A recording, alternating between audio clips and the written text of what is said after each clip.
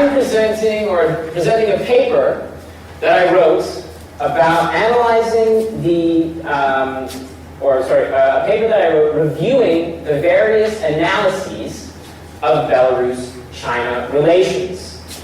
Okay, the original title was simply Belarus-China relations, and that's not very descriptive. So I decided to add a subtitle for this presentation, a synthesis of narratives. And this is essentially what I'm going to argue today. So I'm going to be focusing on the four narratives of Belarus-China relations, okay? There is the official narrative, then there is the pessimistic narrative, and then the pragmatic narrative, and finally the geopolitical narrative. And I will argue that neither of these narratives are correct, totally 100%, but they all have aspects that you can take from each narrative to form the clearest understanding, and that is the synthesis.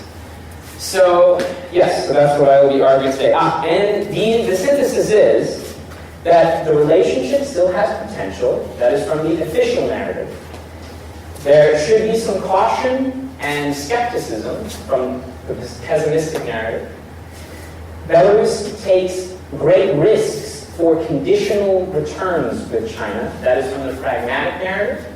And the last aspect is the geopolitical role that China plays. And it acts as a geopolitical stabilizer, or in theory it should, for Belarus. Okay. So this presentation is divided into four parts. First, I'm going to give you some background. Then I'm going to tell you the official narrative. Then I'll move on to the other three, the pessimistic, pragmatic, and the geopolitical. Then I'll give the synthesis, and then wrap up. But first, who cares? Why should you listen to me talking about this? Okay, why do China-Belarus relations matter? They matter because China has become a major supplier of financial assistance. And financial assistance isn't like aid. It isn't like, oh, here's a bunch of money, go build something. These are kind of in favorable loans, or loans with favorable terms, or currency swaps and things like this. And it also has become a major partner in joint projects. Okay, the other reason is that China has become an alternative to the East-West dichotomy. You have the West that always wants political conditionality. You have Russia that's always driving very hard bargains. But China is sort of or at least seems to be a non-conditional third balancer between the two.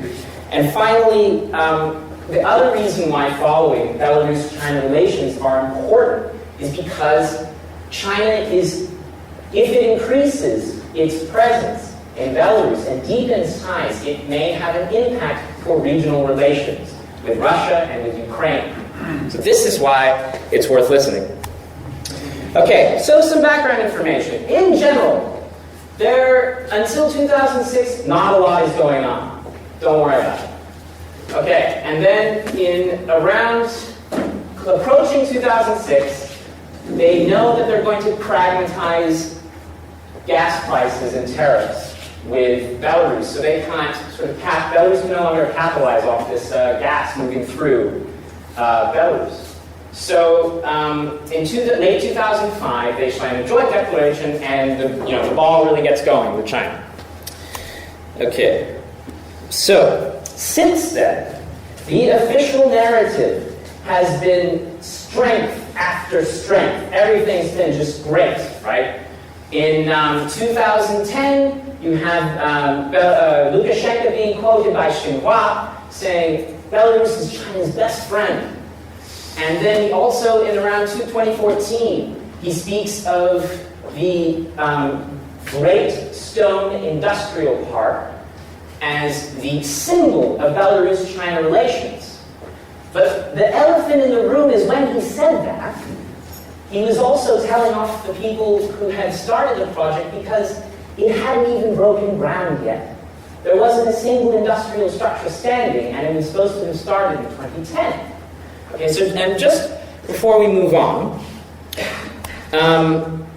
this is a picture of the industrial park, and it's when in 2010, when it first was unveiled, people had, they thought it was perhaps a back route into the Eurasian Economic Union, that they could make Chinese things in Belarus and products and then ship them in to the Eurasian Economic Union and bypass various tariffs that China would otherwise need to pay. But then in 2013, the One Belt, One Road infrastructure project is announced, and this becomes more logical because this will become a stop for a logistics hub from goods from China going into Europe. And what is the One Belt, One Road industrial project? This is a picture. Okay, so there's a lot going on here. The One Belt, One Road infrastructure project is essentially railway lines being coordinated with seaports, and it stretches across Central Asia and all these other major areas that used to belong to the Silk Road. So a lot of people call this, the Silk Road infrastructure project and things like this. But the Chinese most direct translation is the One Belt, One Road. And what matters on this map for Belarus is the green lines and the red lines. Those are the railway lines that will travel from China, some via Russia, and then some via Central Asia, into Belarus. Then they will sell goods or move them on into Europe. Okay? And it's supposed to stimulate something like $4 trillion, the whole thing, this is, $4 trillion worth of investment over the next 30 years with the world's, with countries that control 70% of the world's energy supplies. Okay, and this is just a picture of where this great stone industrial park is. It's 25 kilometers from the center of the city, right near the international airport, and it's supposed to hang out there. I think it's 90 square kilometers. I've also seen 80 square kilometers. Okay, now comes to the pessimist's narrative. So as I said, the elephant in the room, there was no ground broken until 2014. Something was going on. They started to notice that there were some issues. And if you're interested in what those issues are, ask me in the question period. I don't have enough time to go through them. But basically, the main argument that the Belarusian officials had misunderstood how their relationship with China. And they had become victims of their own propaganda. They believed everything was great and China was willing to give them all this investment. But it just wasn't coming. And in one article I read, some pessimist academics said, compared China to Nigerian stammers, being like, oh, we have this great investment, just give us $3 billion and build all the foundation at the China-Belarus, the Great Stone Industrial Park, and later we'll give you tons of money. Okay, we'll give you all this investment, companies, and they're saying, well, where are the companies? We've built the foundation, where are the industrial structures? Okay? But, and they also argued that China had better comparative gains in the EU, in Europe, and in Russia. What was the point of coming to Belarus? You have all these other, the European Union's right next door. And they essentially argue that relations are dead in the water. Nothing's happening. This is a dead sea. We have to stop this. Trade imbalances are becoming too big. So, but the critique to this argument is that relations continue to develop. And you get large, for Belarus, comparatively large loans and assistance that are coming in. So now you have the second narrative, the third narrative, the pragmatist narrative, that Belarus is taking great risks, right? And what are these great risks? For example, when you take a loan with China generally, it is not politically conditional, but it is commercially conditional. In this, the assistance is called tied assistance. So if you get, $10 billion from China, for example, 70% of that 7 billion, has to be in the form of Chinese products, built in China, which are chosen and supplied by China. So they are confirming they're able to ship their own goods at their own prices to Belarus, right? Which is a really, you're losing your ability to bargain in China, in a sense. So there's these kinds of problems, but you still get these goods. But the main problem in the pragmatist narrative, which is enshrined in his paper, is he says that the main problem is you have Belarus is expecting to gain more from China than China is supposed to gain from Belarus, right? And this leads to China being very cautious and Belarus being very enthusiastic. And so this is why they build this commercial conditionality into the dealings with Belarus. Okay? So Belarus has committed to a high-risk strategy with China because it has little bargaining power if it continues to do these kinds of commercial conditionality deals. Okay. However, the pragmatists' narrative is that you can critique it because why is Belarus willing to take these risks? Why are they going to deepen ties with China? And this brings me to the third, or the final narrative.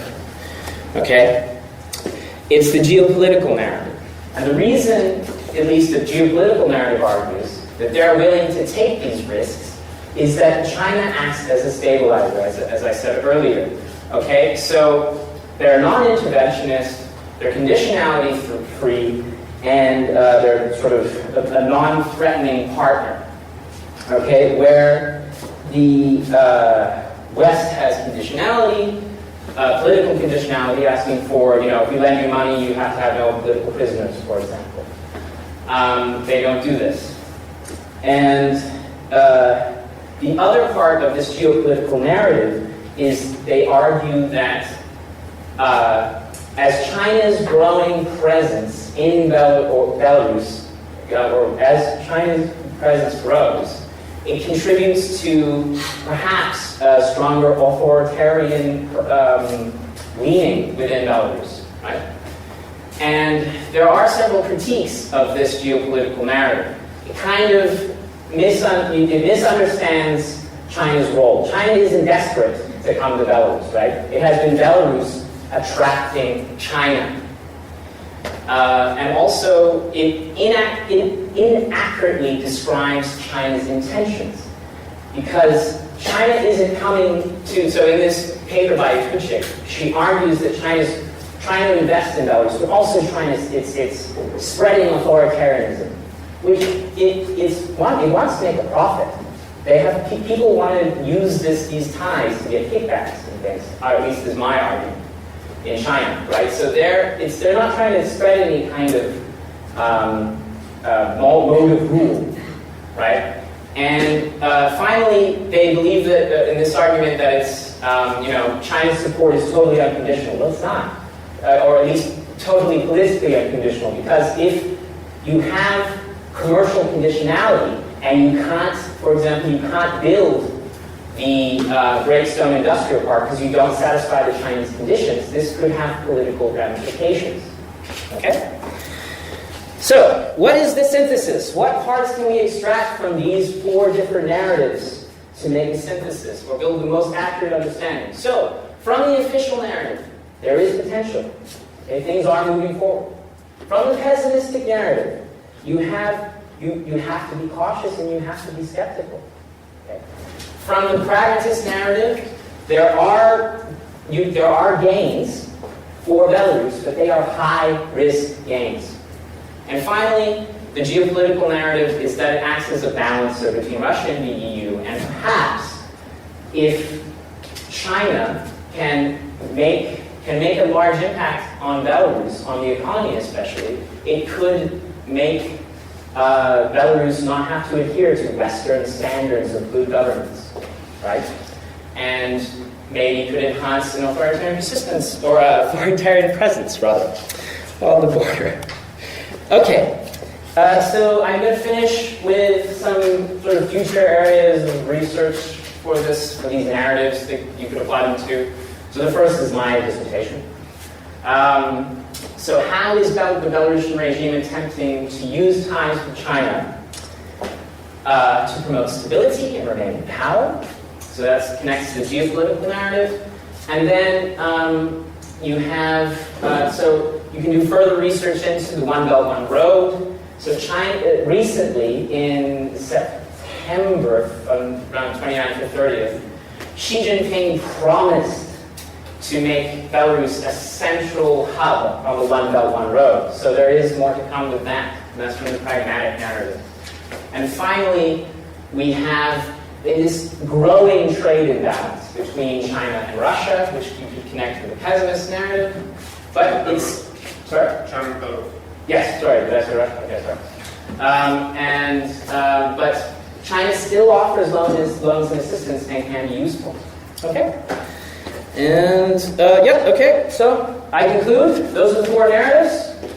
Each narrative has something to give, and the synthesis is the clearest understanding, and things are continuing to develop, so watch. Pay attention. This is interesting. And thank you very much.